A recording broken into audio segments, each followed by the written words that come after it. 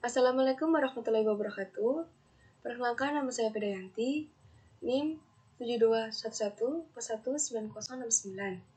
Di sini saya akan menjelaskan materi bab keempat mengenai pengguna dan pengembangan sistem. Yang pertama ialah organisasi bisnis.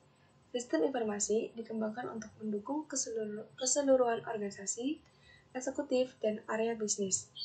Nah, di tabel ini dijelaskan bahwa sistem informasi eksekutif ini dirancang untuk digunakan oleh manajer tingkat strategis perusahaan, dan ada 5 sistem yang tingkatnya rendah, seperti pemasaran, produksi, keuangan, sumber daya manusia, dan sumber daya informasi. Kemudian, organisasi layanan informasi memiliki 2 macam. Yang pertama, sumber daya informasi, terdiri atas peranti keras komputer, peranti lunak komputer, spesialis informasi, pengguna, fasilitas, bisnis data, dan informasi. Yang kedua ialah spesialis informasi, untuk memberikan kontribusi atas ketersediaannya sumber daya informasi dalam perusahaan spesialis. Nah, informasi ini pada awalnya meliputi analisis sistem, programmer, dan operator. Kemudian ditambah lagi dengan administrator basis data, spesialis jaringan, dan webmaster. Kemudian, struktur organisasi layanan informasi. Tren dari struktur tersentralisasi dan desentralisasi. Nah, dalam tabel ini dijelaskan bahwa suatu perusahaan menugaskan kepada beberapa karyawannya untuk menganalisis sistem dan programmer untuk manajer pengembangan sistem yang baru. Kemudian, perusahaan juga menugaskan kepada beberapa karyawan untuk menganalisis sistem dan programmer untuk manajer sistem pemeliharaannya. Dan ada beberapa kelompok-kelompok yang dipimpin oleh manajer seperti operasi, database administrasi, dan spesialis jaringan. Ini digunakan untuk kontribusi bagi pengembangan dan pemeliharaannya. Kemudian, komputasi penggunaan akhir memiliki 4 macam. Yang pertama ialah dampak pendidikan komputer. Yang kedua, murahnya peranti keras. Yang ketiga, antrian layanan informasi karena tidak dapat memberikan respon yang cepat untuk memenuhi tuntutan penggunaan. Yang keempat ialah peranti lunak siap pakai, menawarkan dukungan yang ditingkatkan dan kemudahan penggunaan. Kemudian, penggunaan sebagai suatu sumber daya informasi. Itu karena sumber daya informasi ini penting yang dapat memberikan satu kontribusi nyata dalam mencapai sasaran strategis dan meraih keunggulan yang kompetitif. Dan keuntungan komputasi penggunaan akhir ada 2 macam. Yang pertama ialah menyamakan kemampuan dan tantangan, karena pergeseran beban kerja dalam pengembangan sistem ke area pengguna.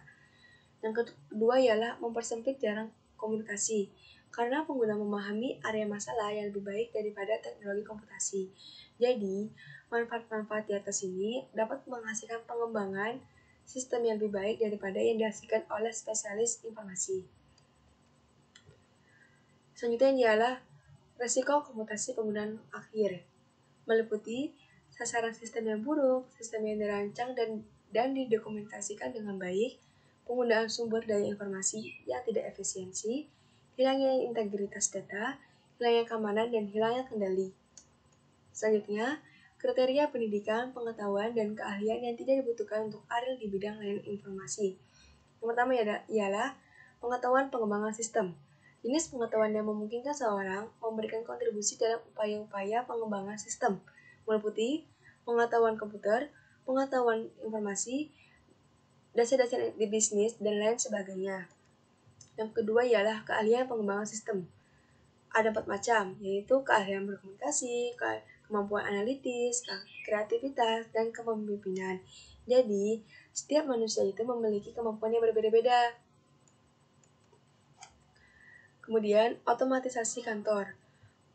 Ini seperti teknologi komputer pada pekerjaan kantor.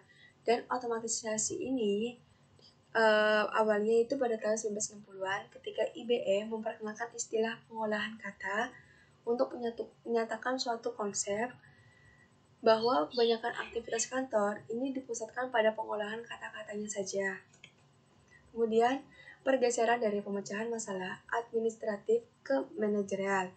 Dan seiring dengan semakin bertambahnya pengetahuan komputer di kalangan manajer dan profesional, mereka menyadari bahwa ada aplikasi yang bisa memecahkan masalah seperti email, terus menggunakan penanggalan elektronik, dan melakukan konferensi video untuk menghubungkan para pemecah masalah. Selanjutnya ialah kantor maya. Kemampuan OA untuk menghubungkan orang secara elektronik membuat pekerjaan kantor tidak harus dikerjakan di kantor, meliputi telekommuting dan hoteling. Telekommuting itu kekurangannya ialah karena sifatnya terisolasi, karyawan yang melakukan telekommuting ini dapat merasakan menjadi anggota yang tidak penting dan kekhawatiran akan kehilangan pekerjaannya. Keuntungannya, fleksibilitas yang diberikan dalam menjadwalkan tugas-tugas ini, sehingga tugas pribadi juga akan dapat terakomodasikan. Selanjutnya, hoteling. Hoteling itu keuntungannya ialah pemanfaatan sumber daya dan ruangan yang lebih efektif dan fokus lebih baik pada apa yang dibutuhkan untuk mendukung personel kantor. Kekurangannya itu akan kehilangan bonus dari karyawan yang tidak lagi memiliki tempat kantor. Keuntungan kantor maya ada 4. Pertama ialah biaya fasilitas yang lebih rendah. Yang kedua, biaya peralatan yang lebih rendah. Berkurangnya penghentian pekerjaan ketika seperti kayak di luar negeri, kayak ketika hujan salju, banjir, badai, dan lain sebagainya.